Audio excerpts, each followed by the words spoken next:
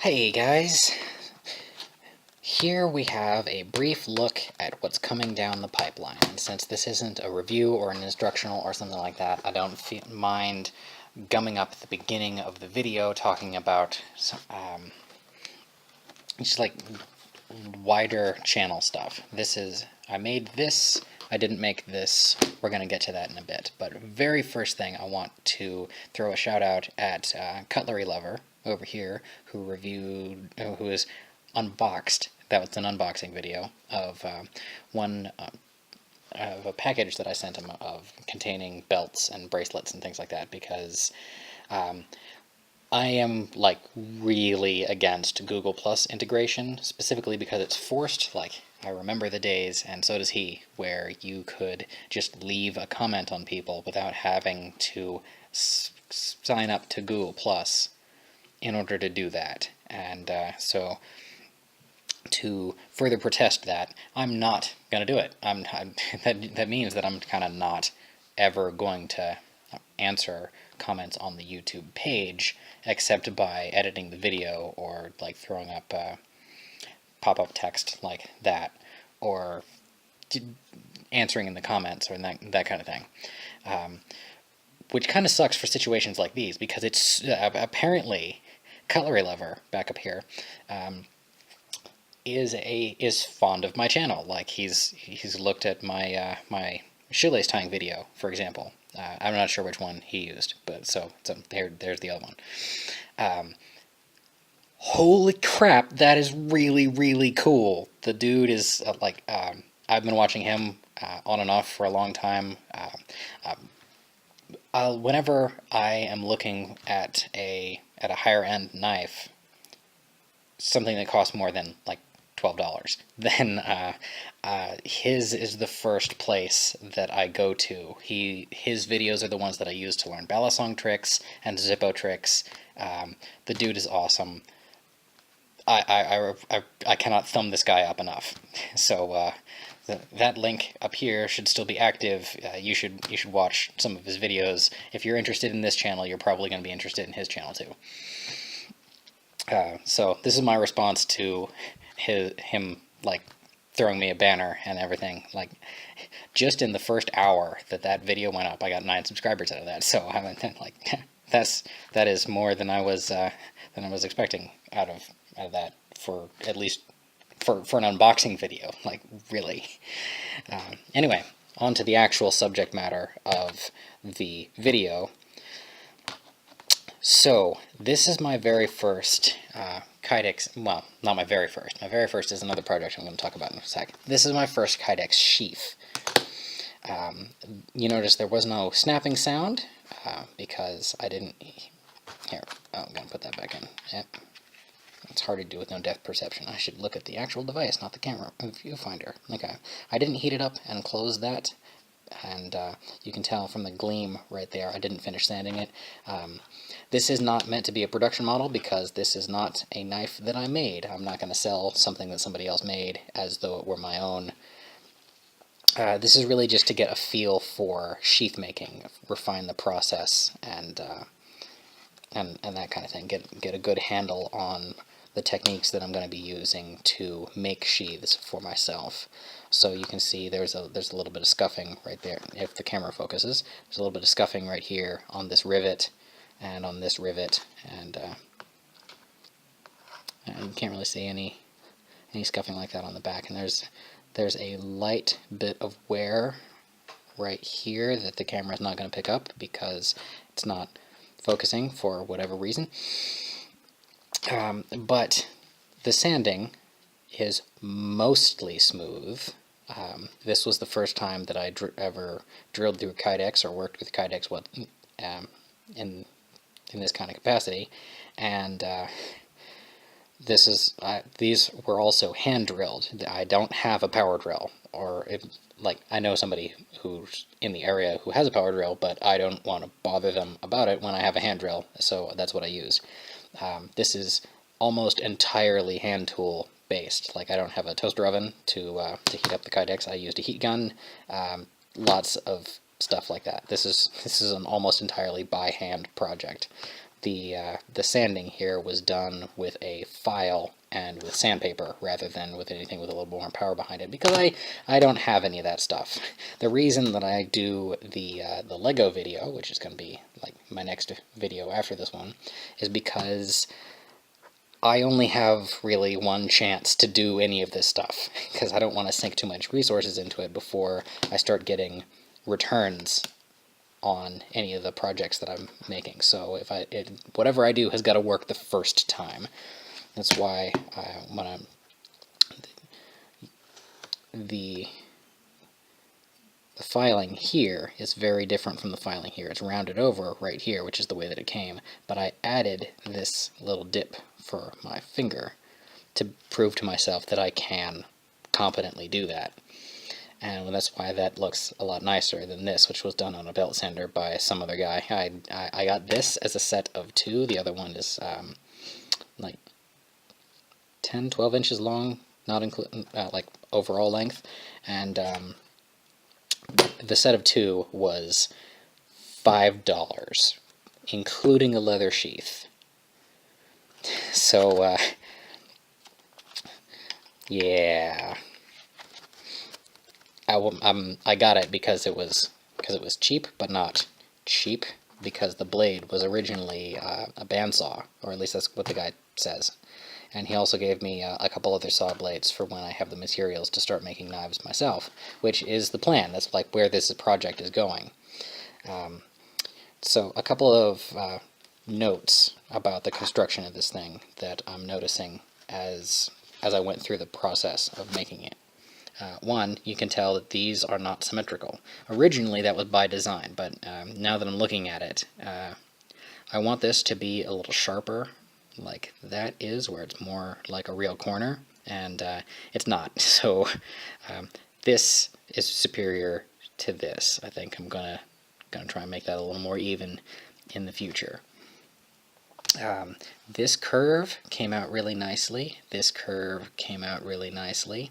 And you notice that down here it's asymmetrical. The reason behind that is I want to be able to, on touch, tell which side is front if there's no other indicating marks. Like this doesn't give you a whole lot to go on. There's no handle scales or anything like that. I want to be able to tell this has the steeper bevel to it. That's what you push your thumb against. I put that in backwards. Well, that'll happen. And I also wanted to be able to start with the back like that and sheath it comfortably. Now I've gone running in this thing and it has not come out, so I'm going to take that as a point in my favor, yay me, for making a sheath that holds really well. I just need to fine-tune a little bit of the production process for these. There we go. If you're curious, I'm using 0.08. 0.08? Yeah, that sounds right. Instead of 0.06. Kydex, I actually have a template that I drew up based on the knife. It's a little hard to see because it's pencil on white paper, but there you go. I used the riveting die.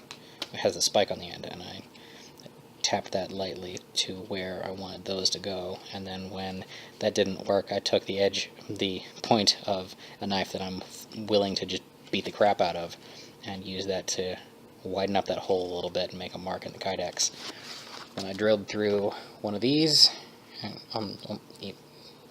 on all the places, and then I lined it up where I wanted it to be and drilled the rest of the way through that. They were already shaped and everything. And then the rest of it was all profiled, and so that's how we wound up with that. Now, this is not my only Kydex project. I also am very fond of money clips. Like there's a metal money clip that is really nice. This was my favorite money clip. And I have another one here that's leather and it's magnetic, and that's fantastic, except it would ruin my credit cards if I mean, I'm not really a credit card person anyway, but I would rather not have them destroyed, but I do want one of these on me, so I have it now spare in my spare back pocket where it's not going to harm anything. What I wanted to make was one of these. Okay. Yeah, it's a double-sided money clip, and it's got an S-curve to it. I'd have to take everything out to really show you that properly. Now, being a cash person, I recently spent all of my big bills, so I took some ones to show you the rest of how I organize this stuff. I actually use different folds for different denominations. My ones are kept separate from everything. Back when I was on a 2-clip system, I had those were on their own clip in a separate pocket from the larger bills. So if hypothetically something were to happen and I didn't want to risk someone else who I'm traveling with getting involved in any kind of altercation, I can just give them the money out of the money clip that only has the ones in it, and I can keep the big bills, hopefully. Like, that's never come up, but that's the plan anyway. And then for the big bills, here, there we go. I fold in half for big bills. I fold in half for a 5, I fold in half again for a 10, and for a 20, I'll fold in half and then fold this way. That way, like when I was using a wallet, they would sit lower than eye level. So even if I were to open my wallet and take out a wad of cash, the 20s, and I do this with 50s too, although there's a little bit more folding involved for the 50s. Those would all stay lower than eye level, so if you weren't looking directly into the wallet, you wouldn't be able to see them at all. I maintain that same system for my money clip, and I insist that everybody adopt something like that. The original reason I started doing it was in case I go blind or something like that. Now, this is also a prototype, which is why it looks like crap. This is literally the very first one that I ever made. So the sanding is uneven. This is really just a project for me. It took a while to get the curves to work out particularly well. This used to be flatter together, and it's lost tension after about a week, so I'm thinking I have to wrap these bends here around a heavy gauge wire or something like that to give them a little bit more spring, like distribute that tension off of that little tight curve and into something a little bigger. But and I think I'm also going to have to make it about that longer, so it completely covers a bill that's been folded in half. I also like this design as put bills on one side and put like an ID and a credit card or something on the other side. Although they do make, and this is something that I'd like to make at some point, Kydex card sheaths that have that it's a card, like it's a pocket essentially, and you put your cards in there and it clips closed because the lip is pinched, and it has a money clip on the other side. That's what I would like to eventually start making, but this was my first project ever. This is where I really where I developed my how I'm going to cut the Kydex and what the shaping process is like. The sanding process in the end is still not totally done. I'm probably going to either use a Dremel, which is the tool that I actually have already, or probably pretty likely when I get to the knife level, I'm going to buy a belt sander. But I don't want to spend too much money, because if the project doesn't work out, then I'm just out all of that money. I'm not going to use a belt sander for anything other than this. So I'm proceeding with caution right there. But so those are my Kydex those are my Kydex projects. And one last little thing as sort of a teaser, because this is all about stuff that I have coming down the pipeline for later. That is a TacCord bracelet, where that is a paracord bracelet. You notice the cord is much slimmer. Now, looking at it edge on, like that, it's a lot thinner. And this is the same TacCord that I have on my on my Widgy right here, and that is the same pattern that I have on my necklace. I'm probably going to start putting TacCord patterns up in my shop pretty soon, because while it's nice to have 550-pound break strength paracord, it's also nice to have a gigantic amount of 275 pound brake strength TacCord. Like, this is 15 feet, and this is 15 feet, but this guy is twice the size of this in terms of thickness. And the only reason that they're comparable in terms of breadth is because I added this little ridge that makes it hold a little bit more cord, but not a whole heck of a lot. This holds 15 feet, and it is snug to my tiny wrist. If I can show you against this dollar bill here, this is stainless steel, and my wrist has to fit all the way through that. So, just so you have some sense of scale about how dense this stuff is. There you go. Okay.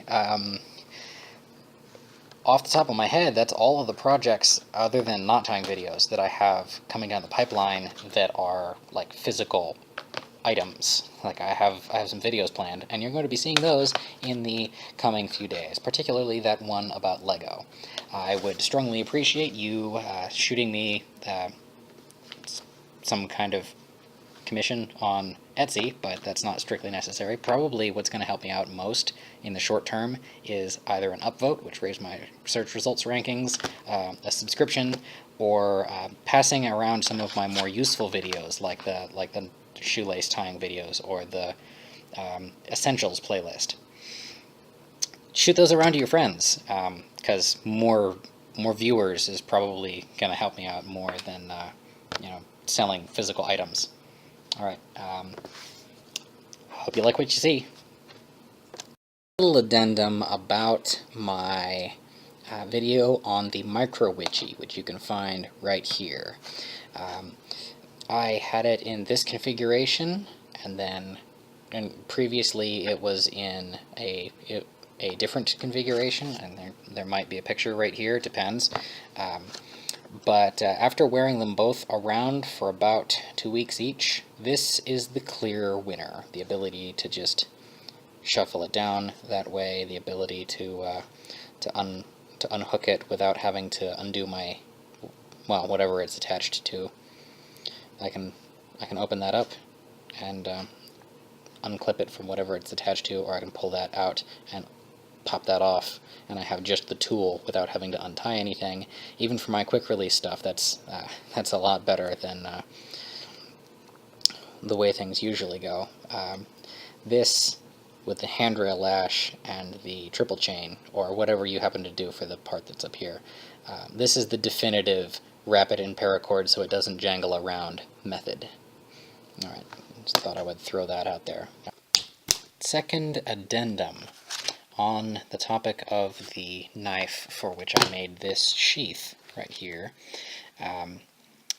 The reason that it looks so dank, let's say, because this thing used to be like super shiny, is because I wrapped it in a paper towel that was soaked in white wine vinegar to try a patina on it.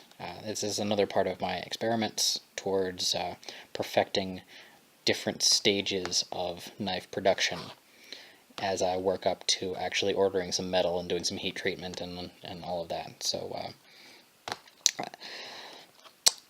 I chronicled this on Reddit, and there will be a link in the comments, or the description, rather. There might be a link in the comments, I don't know. Maybe you feel like redundantly posting something, whatever. I posted on Reddit about doing patinas and things like that, and so that's why it looks all gray and everything, is from that.